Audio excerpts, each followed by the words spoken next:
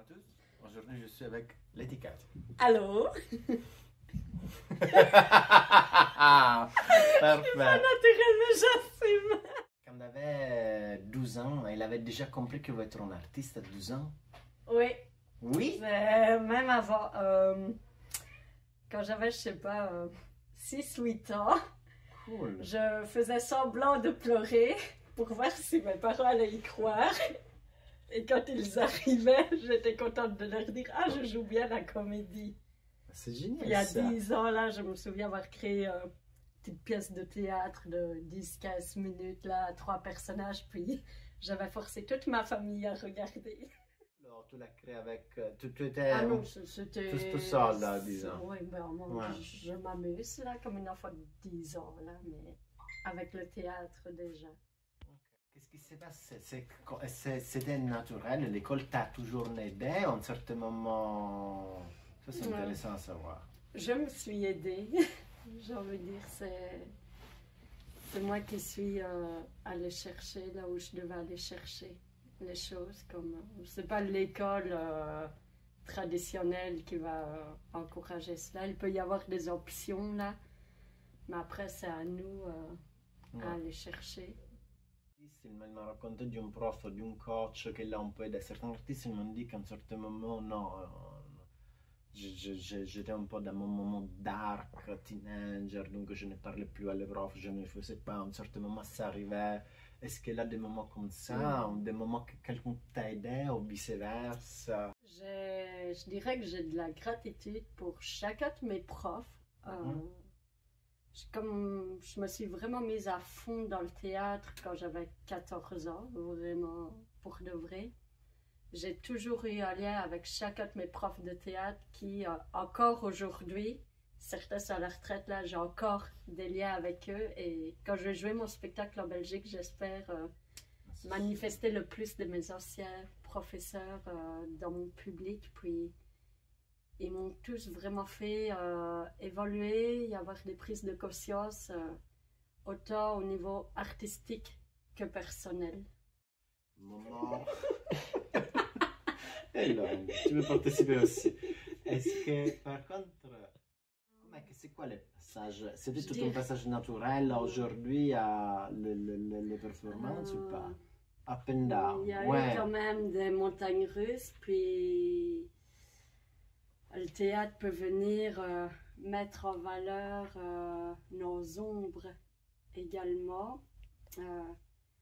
Je me souviens particulièrement d'un cours de déclamation où j'avais très peu confiance en moi, puis je manquais d'amour propre. Et ça se voyait dans mon jeu à travers le non-verbal, pas dans mon jeu de comédienne du texte que je travaillais, mais la Cathy derrière cela. Et puis ma prof de déclamation me l'avait fait remarquer, ce manque de confiance en moi. Je me souviens que j'avais les larmes qui sont montées aux yeux, comme c'est venu toucher une zone sensible. Et je voulais pas le montrer, je voulais jouer à la dure mode. J'ai confiance en moi. Mais au fond de moi, j'étais juste une petite fille apeurée qui voulait faire du théâtre, qui rêvait de théâtre, qui aimait le théâtre, mais qui se disait Elle avait peur de ce moment. qu'elle n'avait pas confiance en elle. Et puis, je me souviens qu'elle m'a dit, je vois les... Ben, je ne sais plus les phrases exactes, là, ça fait longtemps, mais qu'elle voyait les larmes et que je n'avais pas à les cacher et que je n'avais pas à avoir honte du manque de confiance en moi. Puis là, je me suis juste écroulée en larmes. Puis, ce professeur-là, ça arrivé plusieurs fois en cours que je pleure, qu'il y a eu des choses pas faciles à entendre. Mais c'est la prof qui m'a fait le plus évoluer. C'est génial. Puis après, il y a tout un tas d'autres professeurs là qui ont contribué aussi. Là, j'ai fait, ça c'est quand j'étais en humanité artistique à oui, à l'académie de Bastogne, là, j'ai un professeur qu'on discutait toujours à la fin du cours et qui m'a aidé à faire des choix dans ma vie personnelle aussi.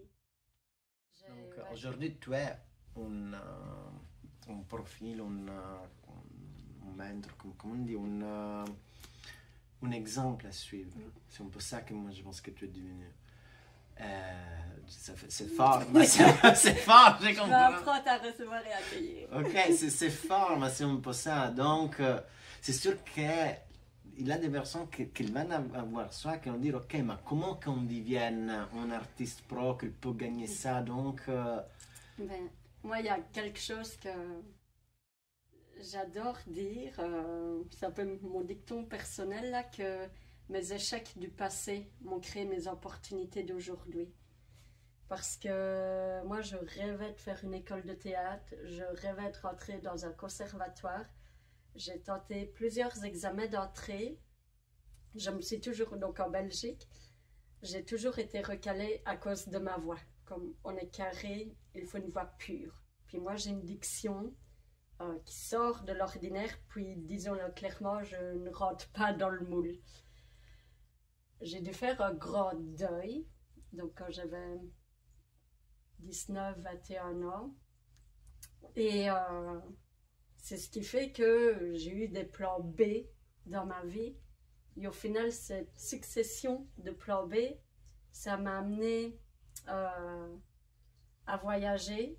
Le voyage, ça m'a amené ici au Québec à participer au Festival Fringe.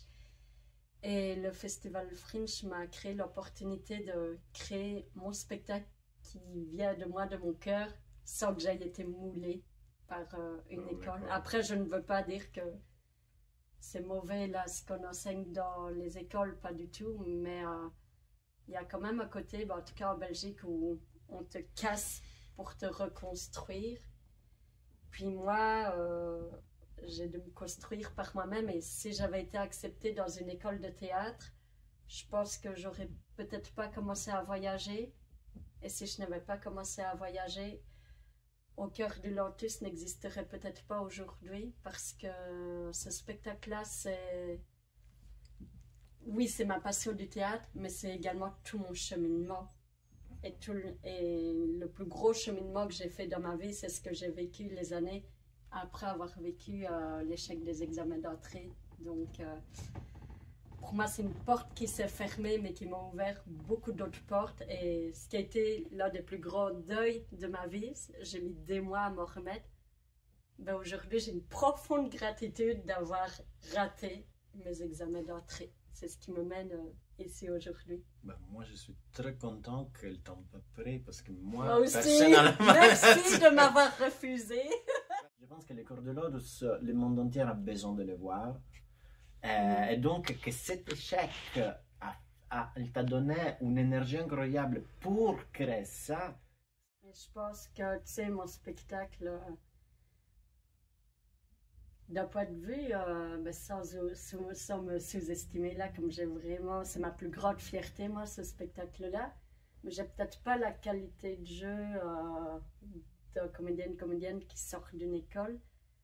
Mais je pense qu'il y a tout mon côté humain là. Il y a comme, je pense que ce qui fait la qualité du spectacle, c'est ma passion du théâtre, le feu qui m'habite, mais l'humain qu'il y a derrière l'artiste aussi. Et que ça, c'est pas les écoles qui forment l'humanité que l'on porte. Puis ça, c'est le chemin de vie des deuils que j'ai dû faire et que je me suis perdue pour me retrouver. Tu peux pas J'ai changer la cherché à changer ma voix. Maintenant, mais c'est terrible. J'ai bossé quand j'avais 19 ans à peu près, 2 mois tout l'été. Puis tout cet argent que j'ai gagné, je l'ai investi dans la méthode qu'on appelle Tomatis. Ça vient jouer au niveau des fréquences de l'oreille interne. Et mon but, c'était de changer ma voix pour qu'elle corresponde aux critères des conservatoires. Puis j'ai investi mes économies d'étudiante là-dedans pour changer mon identité vocale. Et là, en fait, le spectacle à travers...